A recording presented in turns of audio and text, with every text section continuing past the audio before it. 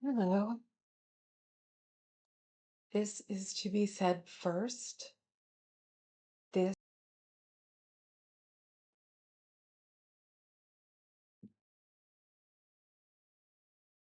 tell me if I'm okay. Hello. Okay, since somebody is here, even though, sorry, came up from watching protests. And my new motto is clip that. Okay, since we're going to start at hopefully, okay, people will just come in later. So we will start. Okay. We will start at trying to get it up on the other one. Okay. Office of Presidential Personnel.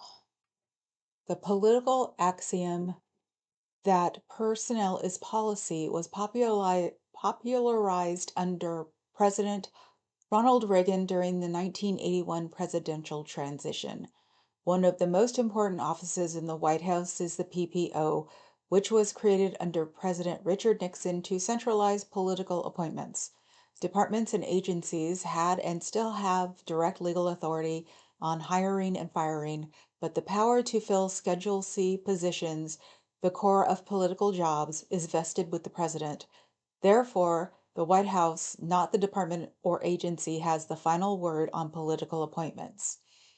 PPO's primary responsibility is to staff the executive branch with individuals who are equipped to implement the president's agenda.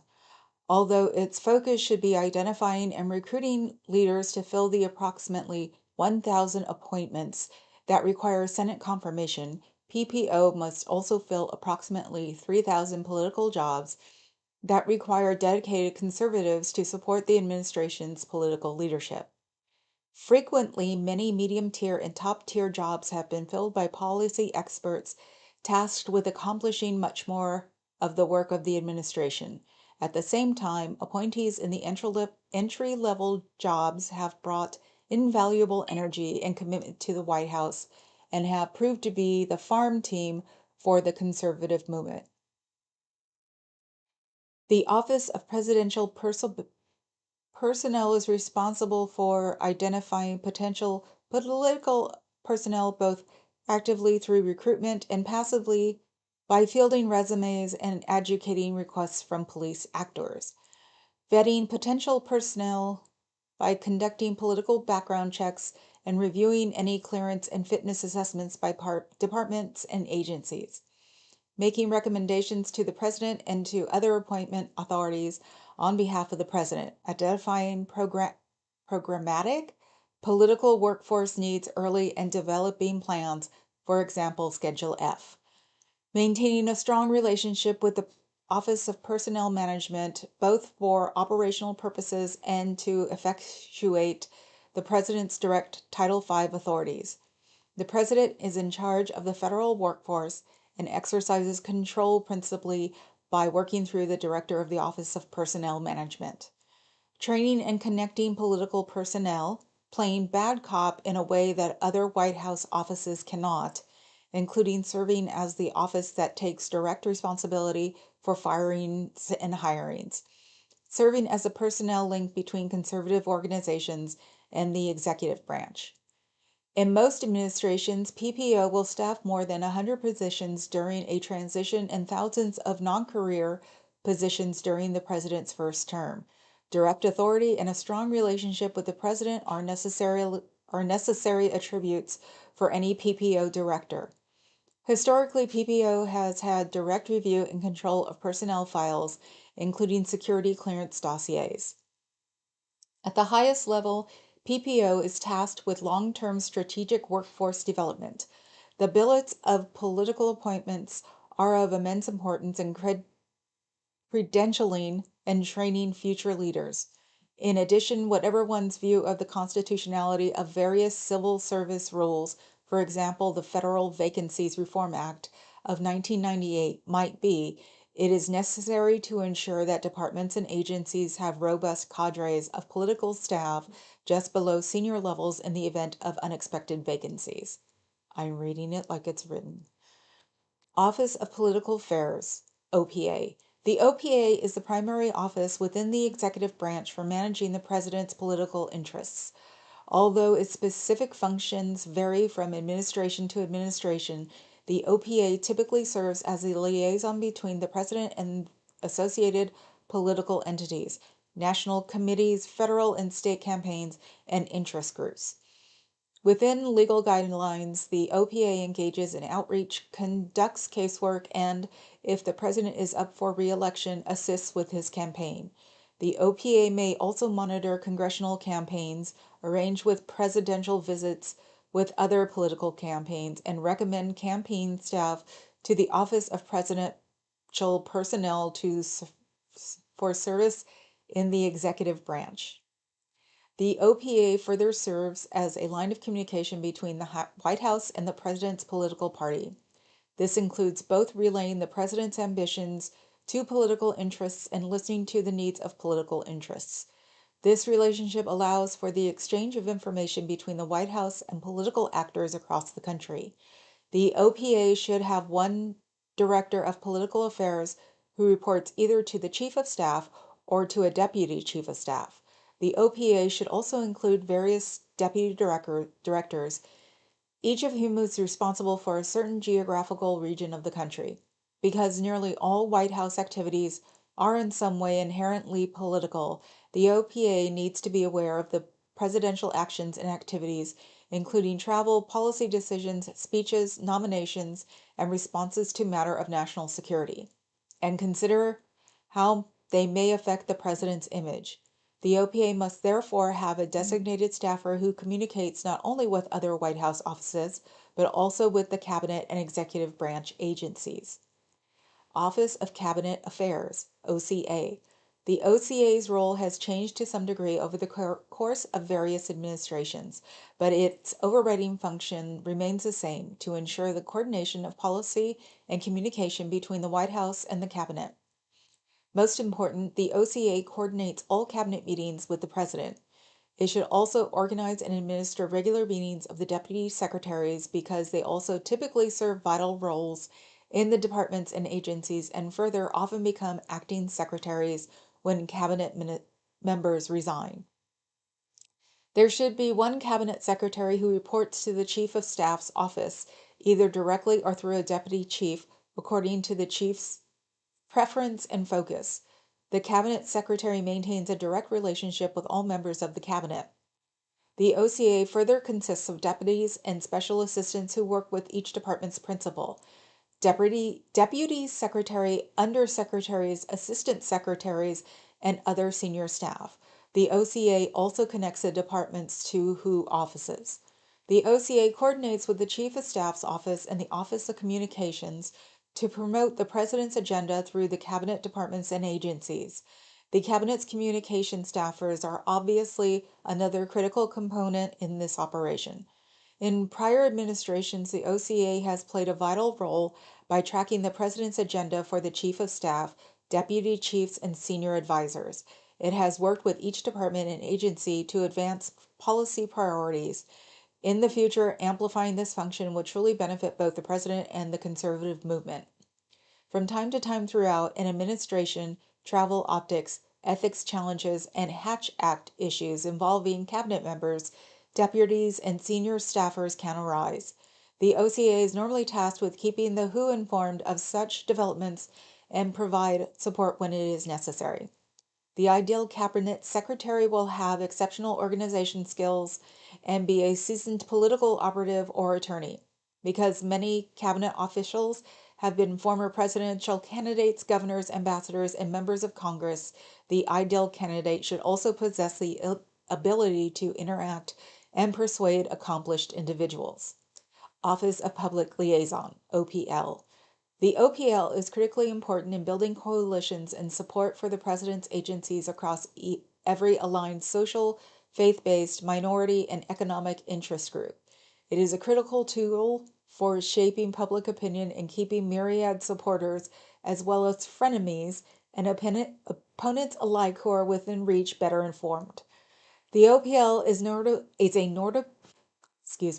the OPL is a notably large office. It should have one director who reports to the Chief of Staff's office, either directly or through a deputy according to the chief's preference and focus. The director must maintain relationships not only with other WHO heads, but also with the senior staff of every cabinet department and agency. Since the president's agenda is always in motion, it is important for the OPL to facilitate listening sessions to receive the views of the various leaders and members of key interest groups. The OPL should also have a sufficient number of deputies and special assistants to cover the vast number of disparate interest groups that are engaged daily. The OPL has, by far, held more meetings in the White House Executive Office Building, EEOB, and within the West Wing itself than any other office within the WHO. A lot of these are abbreviated, so it's WHO. The OPL is the chief White House enforcer and gatekeeper among these various interest groups. It has operated best whenever the Chief of Staff has given it permission to use both the proverbial carrot and the proverbial stick. To make this work, communication with the Chief's office is vital. Additionally, the OPL has an outsized role in presidential scheduling and both official and political travel. The OPL director should come from the president's election campaign or Capitol Hill, but should not have deeply entrenched connections to a K Street entity or any other potential stakeholder. Some prior relationships can create real or perceived biases towards one group or another. The director should be amiable, gregarious, highly organized, and willing to shoulder criticism and pushback from interest groups and other elements of the administration. Unlike the director, OPL deputies and special assistants need a deep understanding of the Capitol, from K Street to Capitol Hill.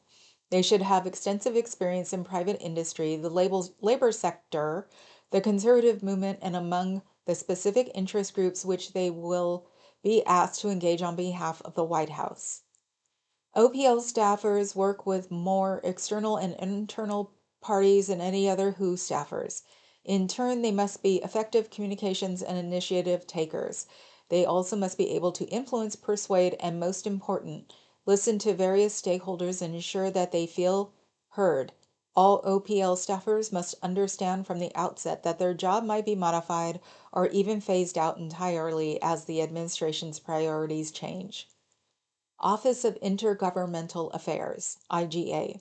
The IGA connects the White House to state, county, local, and tribal governments. In other words, it is the one-stop shop for disseminating an administration's agenda to all non-federal government entities. The IGA should have a director to whom one or two deputy directors report. The director must ensure that the White House remains connected to all non-federal government entities. The interests and perspectives of these entities are represented in policy discussions, organized events with the West Wing, EOP senior staff, and IGA staff through the departments and agencies. The IGA can be staffed in a variety of ways, but two arrangements are most common. Each deputy and that deputy staffer are responsible for a type of government. A group of staffers is responsible for a specific geographical region of the country. The IGA, as suggested above, represents the interests and perspectives of non-federal government entities, but its primary job is to make sure that these entities understand an administration's agenda and ultimately support it. The IGA must work with all other White House offices, especially the OPA and OPL, and manage its staff throughout the departments and agencies. IGA staffers must therefore have communication skills, understand political nuance, and be willing to engage in complex policy discussions. They should also be not generally responsible, but also proactive in seeking out the interests and perspectives of non-federal government entities. White House policy councils. As the federal government has ballooned in size over the past century, it has become increasingly difficult for the president alone to direct his agenda across the executive branch. 3 White House policy councils have come into existence to help the president to control the bureaucracy and ensure continued alignment between agency leadership and White House priorities. Those councils, as previewed above, are the NSC, NEC, and DPC. Each is headed by an assistant to the president and performs 3 significant functions. Policy coordination. The primary role of the policy councils is to coordinate the development of administration policy. This frequently includes developing significant legislative priorities, coordinating policy decisions and impact multiple departments and agencies, and at times coordinating policy decisions within a single department or agency. This process must ensure that all relevant offices are included, that competing or conflicting opinions are thoroughly discussed and evaluated, and when there is a disagreement among White House senior staff or among cabinet members, a well-structured question is presented to the president for an intermediate or final decision. Policy advice. By virtue of working in the White House, the heads of the 3 policy councils will also function as independent policy advisors to the president. This aspect of the role will vary depending on the individual in this position and the president's governing philosophy. Incumbents have ranged from honest brokers who mostly coordinate and ensure that all opinions are fairly presented to the president, or to policy deciders who largely drive a given policy topic on behalf of the president. Policy implementation. The policy councils also manage and mediate the implementation of previous policy decisions.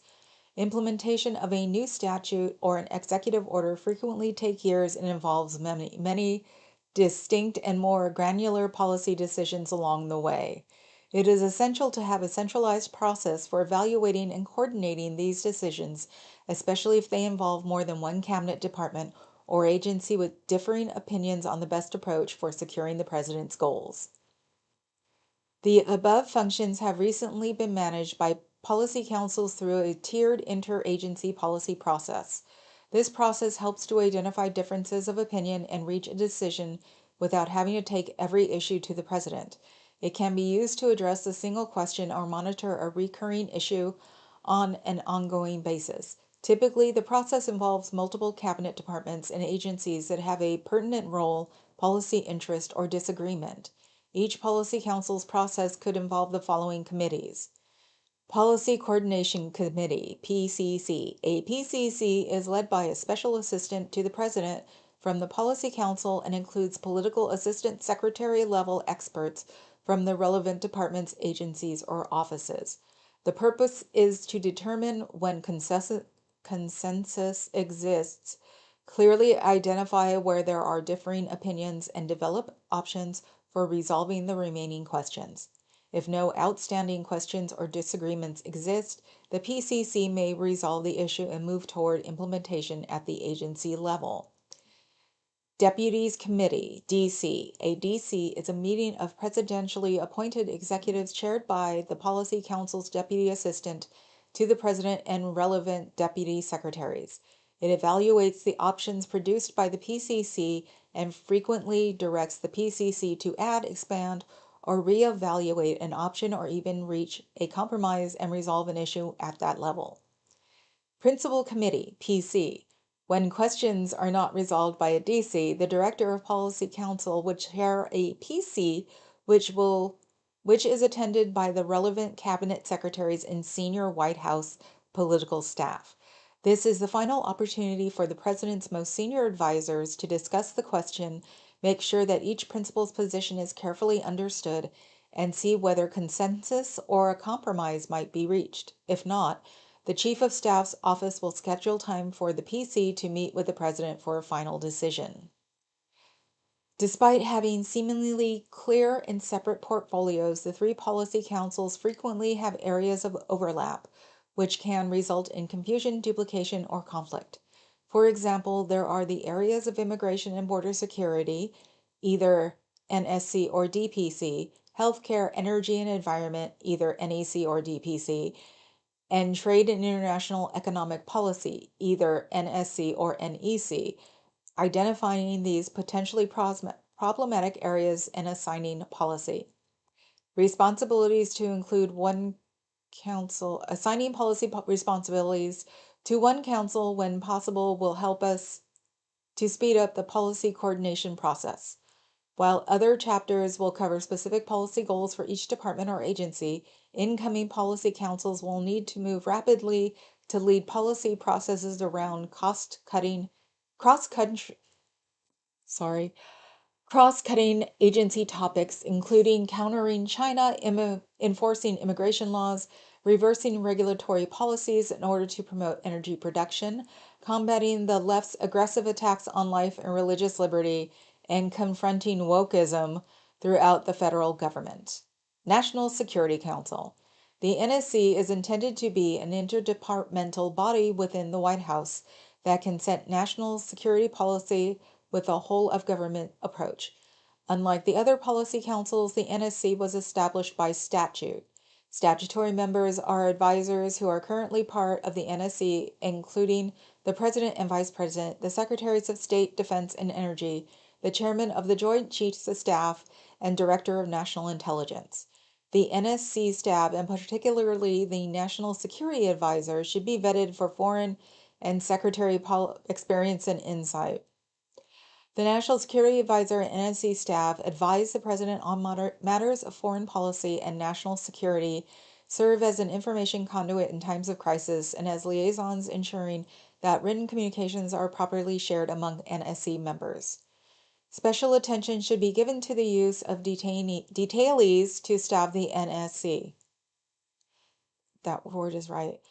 In recent years, the NSC staff size has been right-sized from its peak of 400 in 2015 down to 100 to 150 professional members. The next administration should try to limit the number of detailees to ensure more direct presidential control. National Economic Council. The NEC was established in 1993 by executive order and has 4 key functions: to coordinate the economic policymaking process with respect to domestic and international economic issues, to coordinate economic policy advice to the President, to ensure that policy decisions and programs are consistent with the President's stated goals and that these goals are being effectively pursued, to monitor implementation of the President's economic policy agenda. The NEC Director coordinates and implements the President's economic policy objectives by working with Cabinet Secretaries, their departments, and multiple agencies. The Director is supported by a staff of policy experts in various fields, including infrastructure, manufacturing, research and development, agriculture, small business, financial regulation, housing, technology and innovation, and fiscal policy. The NEC considers economic policy matters, and the DPC typically considers anything related to domestic matters, with the exception of economic policy matters. It also differs from the Council of Economic Advisors, CEA, whereas the NEC is in charge of policy development. The CEA acts as the White House internal research arm for economic analysis. It is therefore critically important to find people with the right qualifications to head both the NEC and CEA. The CEA is almost always led by a well-known academic economist, and the NEC is regularly led by someone with expertise in directing the President's economic policy process. Those who have served in the role have ranged from former CEOs of the nation's largest investment firms to financial services industry managers to seasoned congressional staffers who have managed the economic policy issues for top financial and tax writing committees. Domestic Policy Council. The Domestic Policy Council consists of advisors to the President on non-economic domestic policy issues, as well as international issues with a significant domestic component, such as immigration. It is one of the primary policy councils serving the President along with the NSC and NEC. The Director serves as the principal DPC advisor to the President, along with members of the Cabinet, and the Deputy Director chairs the committee responsible for coordinating domestic policy development at the Deputy Secretary level. In this respect, both the director and the deputy director have critical institutional functions that will affect the development of domestic policy throughout the administration. The DPC also has policy experts, for example, special assistants to the president or SAPs, who are responsible for developing and coordinating as well as for advising the president on specific issues. It is essential that DPC policy expertise reflect the most prominent issues that are before the administration issues, such as environment, healthcare, housing, and immigration. In addition, DPC SAPs should demonstrate a working knowledge of the rulemaking process, although they need not necessarily be experts on regulation, because a working knowledge of the rulemaking process will facilitate the DPC's effectiveness in coordinating administration policy. The DPC also needs to work closely with other offices within the executive office of the president to report economic opportunity and private sector innovation. This includes working with the Office of Management and Budget and its Office of Information and Regulatory Affairs, as well as the Council of Economic Advisors, Council on Environmental Quality, and Office of Science and Technology Policy. To this end, the director should chair a standing meeting with the principals from each of the other EOP offices to enhance coordination from within the White House. Several areas will be especially important as the DPC works to develop a well-defined domestic policy agenda. One is the promotion of innovation as a foundation for economic growth and opportunity. The president should establish an economic opportunity working group chaired by the DPC director to coordinate the development of policies that promote economic opportunity. Other important areas is the promotion of healthcare reform to bring down costs for the American people and the pressure that spending on health programs puts on a federal budget. Finally, DPC should coordinate with the NSC on a policy agenda to enhance border security. Offices of the Vice President, OVP. In modern U.S. history, the Vice President has acted as a significant advisor to the President. Once elected, the VP helps to promote, in many instances, put into place and execute the President's agenda. The President may additionally determine the inclusion of OVP staff in White House meetings, including Policy Coordinating Committee, Deputies Committee, and Principals Committee discussions, as has been done in various recent administrations. Recent presidents have decided to give Vice President space in the West Wing. The VP's proximity to the President, as well as to the Chief of Staff and additional senior advisors, makes his or her role a powerful one within the West Wing. Presidents typically tap VPs to lead various administration efforts. These efforts have included serving on the NSC Principals Committee, heading the National Space Council, addressing immigration and border issues, leading the response to healthcare crisis, and supervising workforce programs. VPs traditionally also spearhead projects of personal interest that have been authorized by the President.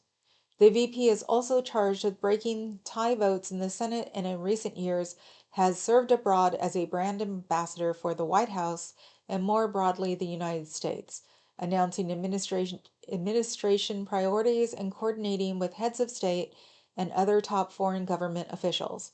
The Vice President, as the President of the Senate, could be a president's emissary to the Senate. Office of the First Lady, First Gentleman. The First Lady or First Gentleman plays an interesting role in the formation, implementation, and execution of policy in concert with the President.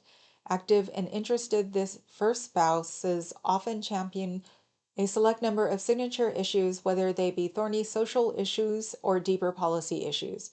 One advantage of the first spouses taking on hot button social issues is that any political backlash will be less severe than it would be for the president. The first spouse normally appoints a chief of staff who has enough assistants to support the spouse's activities in the East Wing of the White House. This group works exclusively with the first spouse and senior members of the White House, along with EOP personnel, to implement and execute the first spouse's priorities, which reflect the first spouse's passion and interests and are often identified as important in discussions with the president. Executed well, they can be strategically useful in accelerating the administration's agenda.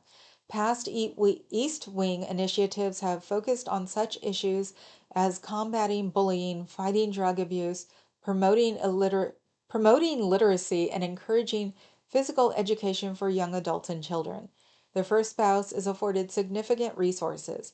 His or her staff also works with President's policy team, members of the cabinet, and other EOP staff. And then note the preparation of this chapter was a collective enterprise of individuals involved in the 2025 presidential transition project, blah, blah, blah, blah. Special note, those who, never mind.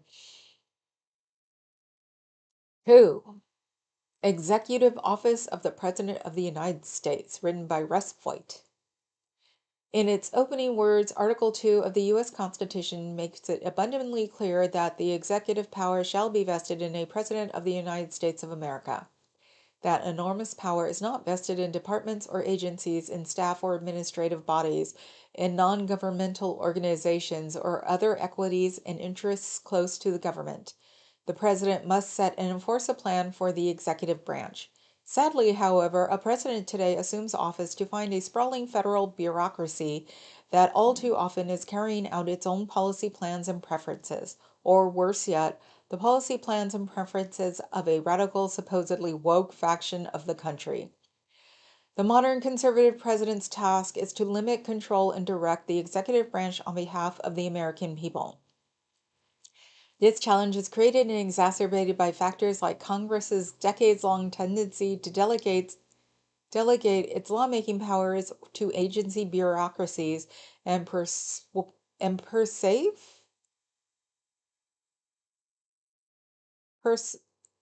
notion of expert independence that protects so-called expert authorities from scrutiny, the presumed inability to hold career civil servants accountable for their performance, and increasing reality that many agencies are not only too big and powerful, but also increasingly weaponized against the public and a president who is elected by the people and empowered by the Constitution to govern. In Federalist Number 47, James Madison warned that the accumulation of all powers, legislative, executive, and judiciary, in the same hands, whether of one, a few, or many, and whether hereditary self-appointment or elective, may justly be pronounced the definition of tyranny. Regrettably, that wise and cautionary note describes to a significant degree the modern executive branch, which, whether controlled by the bureaucracy or by the president, writes federal policy, enforces that policy, and often adjudicates whether that policy was properly drafted and enforced. The overall situation is constitutionally dire, unsustainably expensive, and in urgent need of repair. Nothing less than the survival of self-governance in America is at stake. Yes. The great challenge confronting a conservative president is the existential need for aggressive use of the vast powers of the executive branch to return power, including power currently held by the executive branch, to the American people. Success in meeting the challenge will require a rare combination of boldness and self-denial, boldness to bend or break the bureaucracy to the presidential will, and self-denial to use the bureaucratic machine to send power away from Washington and back to America's families, faith communities, local governments, and states. Fortunately, a president who is willing to lead in the executive office of the president the levers necessary to reverse this trend and impose a sound direction for the nation on the federal bureaucracy.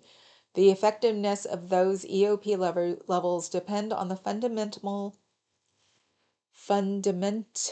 premise that it is the president's agenda that should matter to the department and agencies that operate under his constitutional authority, and that, as a general matter, it is the president's chosen advisors who have the best sense of the president's aims and intentions, both with respect to the policies he intends to enact and with respect to the interests that must be secured to govern successfully on behalf of the American people.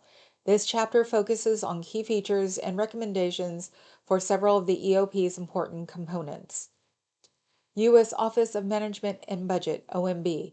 The OMB assists the President in the execution of his policy agenda across the government by employing many statutory and executive procedural levels to bring the bureaucracy in line with all budgetary, regulatory, and management decisions. Properly understood, it is a President's air traffic control system with the ability to in charge to ensure that all policy initiatives are flying in sync with the authority to let planes take off and at times ground planes that are flying off course.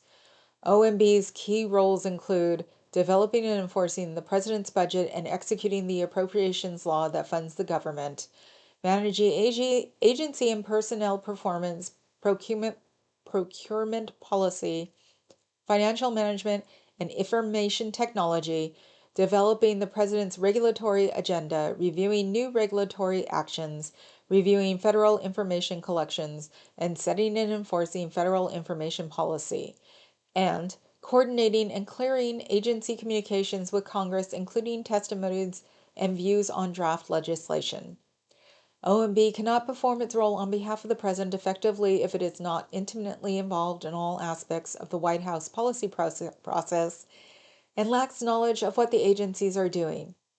Internally to the EOP, ensuring that the policy formation procedures developed by the White House to serve the common meme of those who intend to evade OMB review is to argue that where resources are not being discussed, OMB's participation is optional. This ignores both OMB's role in all downstream execution and the reality that it is only a statutory tool in the White House that are powerful enough to override implementing agencies' bureaucracies.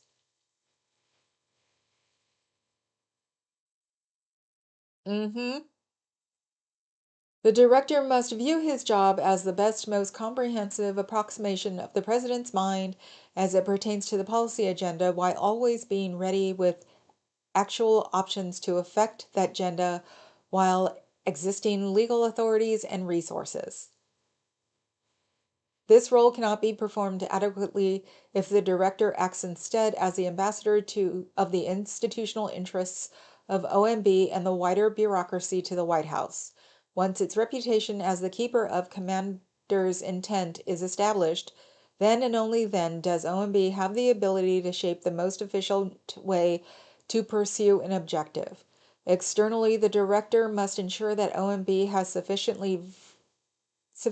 visibility into the deep caverns of agency decision making.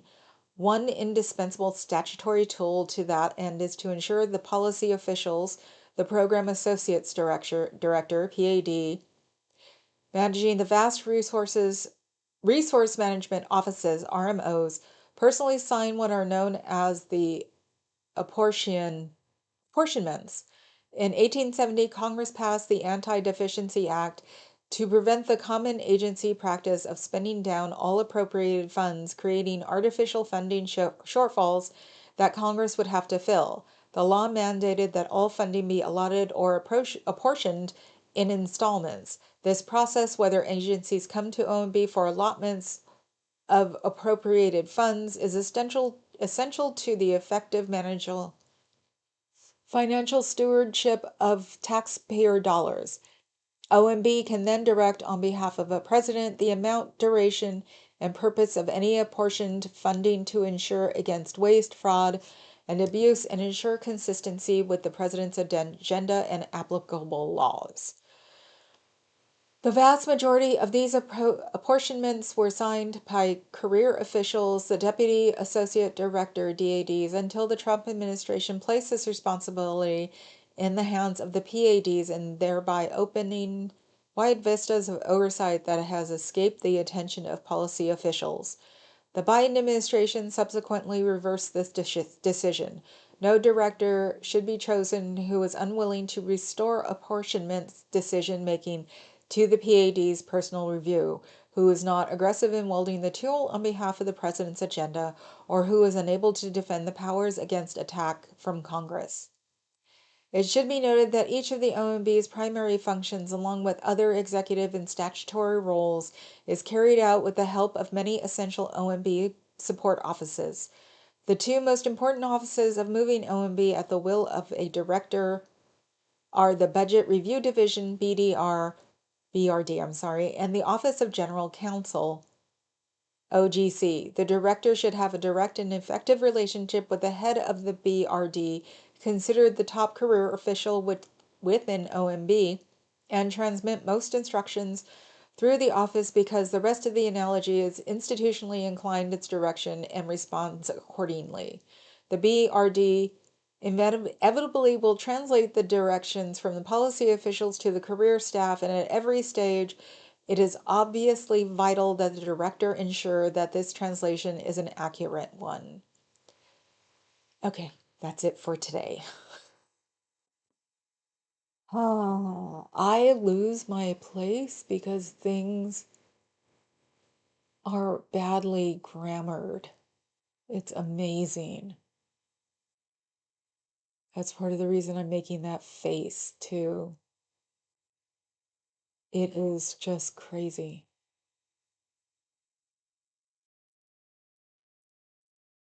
Oh, oh, no, wrong one. No, this is where I start, but it's the wrong color.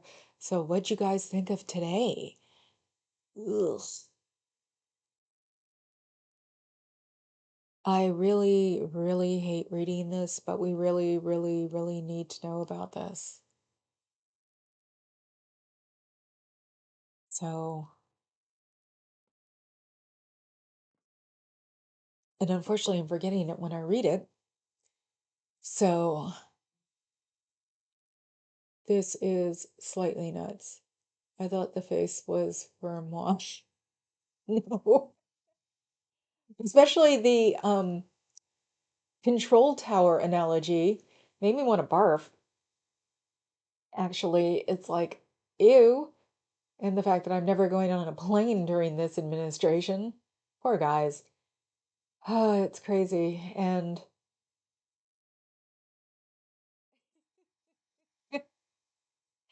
thank you, big giant head. I know it's hard. More than yesterday, and hopefully they'll pass it on. And I am getting better at reading it, except the words are so weird in weird places. That's why I stumble. The internment, not internments, the uh, talking about the budget. We know why that's happening now. Yes, I know it'll help with when everybody argues with people, we'll have a little bit more that we know. I'm only on page 47. There are 900 here. I will commit myself to doing this. I'm still committing myself. I hopefully will make it, if I can make it past Monday, I can keep going. There were definitely some times, and no, actually it worked. I was gonna say my time dysmorphia was a little messed up. It's like I forgot I was supposed to stop at the 40-minute mark. Because at the 30-minute mark, I always look and go, can I stop now? It's happened every single day now. So I know the hard part is don't lose your temper, people. Argue like you know what you're talking about because you will know what you're talking about because I'm reading it to you. Not that I'm retaining any of it, but hey, maybe I'll listen to my own. Oh, really? I didn't know that. Floating. Wow. You are definitely the fox in our hen house, except that you've turned into a rooster. So that's good. I never went that far, so I can't. Um, but someone did try to get me into the John Birch Society in the 80s. I know that sounds really funny, but yeah, you could definitely be useful for us floating, especially when the trolls start, learning about us or people who don't agree with us who are in our own groups decide to get grouchy. So You can see where things are coming from, definitely. So far as of today, the stocks aren't crashing, which is good. FYI, 600 points is not a lot. Figured I can give you guys pointers too. Yeah, you would know about the John Birch Society. Yeah, it's interesting. I Where did I first read about it? Robert Anton Wilson. That's where I first read about it. And I think Hunter Thompson like followed that one up. So I was young. So yes, we need to know this because we need to know this, even though it's really weird and it doesn't make any sense. And sometimes the grammar in here is 200 years old and archaic. That's what I figure it must be. That's why I'm stumbling, is that I was definitely reading one sentence at one point going, this is not modern English. So I bet. Oh, I know. I've never understood that either. So, but then I didn't understand why my people voted for what's going on now either. Um, it just, I gotta, I unfortunately am not like your other person. I don't have anything else running at the moment because I need to concentrate. So I just have to remember that, or you can put it in the comments floating. Oh, yeah. I don't know where there is a Republican club like that here. I'm sure they're probably in every semi-major city around here. That would be interesting because I'm sure I'm not the only person who's not at the protests that want to protest. So, yes, I agree with you. That kind of Republican is right next door to crazy. There is a former Republican on one of the channels, um,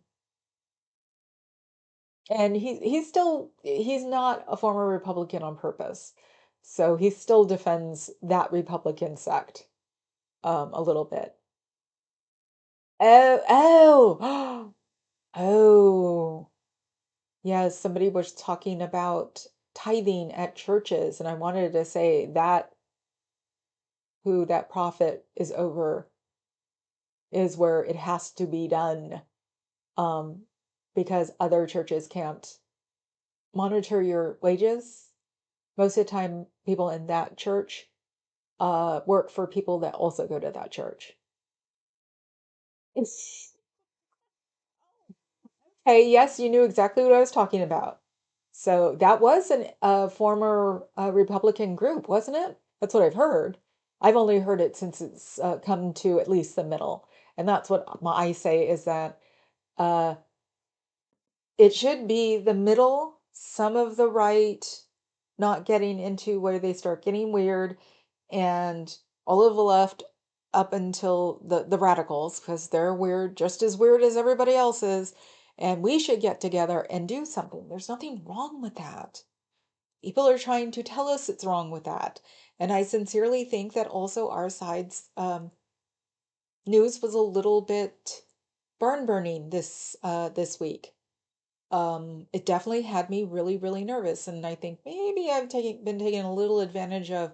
But you know what? If you keep listening, eventually you find someone that's saying it's sincerely not as bad as we think. So there are still ways to get around this. And now that you have um, Wall Street getting on the real president's butt about things, um, hopefully he'll get his tail tucked up and leave because that's what those types of people do. As was shown today on another channel, people will know what I'm talking about. Um, but floating, the way you say that, it's like, oh, they've collected a lesbian also. No. Oh my God, floating. You're definitely, I would have been friends with you when you were younger. A Maoist. Oh, I used to love to make fun of Maoists when I was little. I don't remember hardly any of it though. That's a shame. Because we're all scared witless of China and um, Russia, and you pick on China because they didn't have a religion, but they had Mao, his little red book, and I think it was one of the things that my parents took out of my hands when I was little. Few and far between. I am very much of the opinion that the more you know, the more of a humanitarian you are because you know what's going on in this world.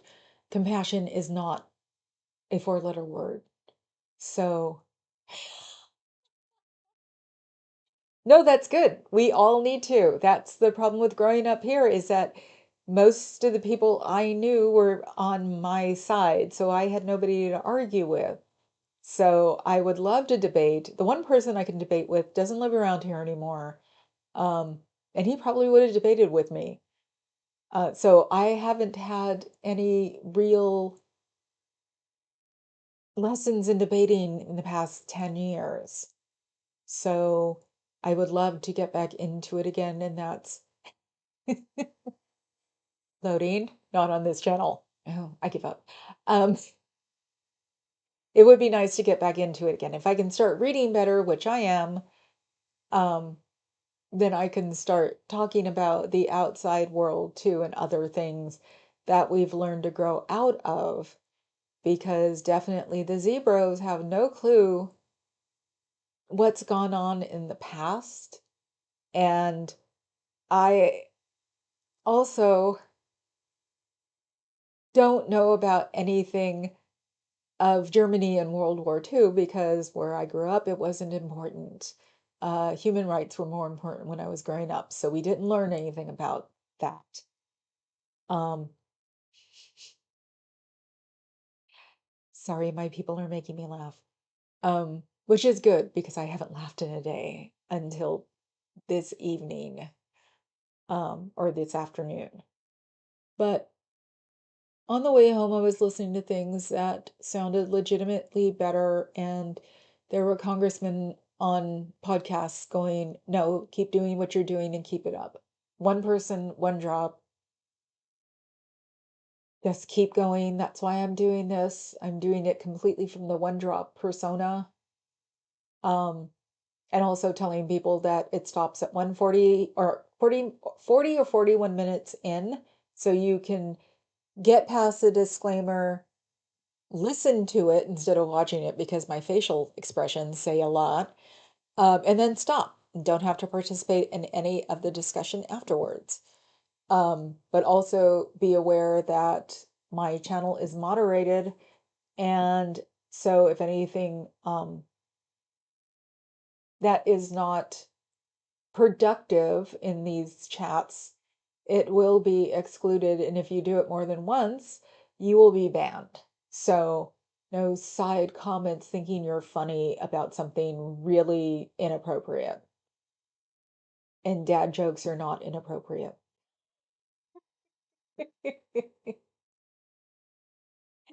So, I guess I get to actually leave early. So, the dad jokes can stop now. And I'm cutting out of here at 54. Trying to do an hour, but I'm tired. It's been a long day. So, my new motto in my world is clip that. And I will see you guys tomorrow to read more. Really? Sorry, person uh texted something and it was like, "Oh my God, that is really awesome." So I will see you guys tomorrow. Okay? Have a good night. Try not to think of this stuff before you go to sleep. Make sure you're tired when you do lay down.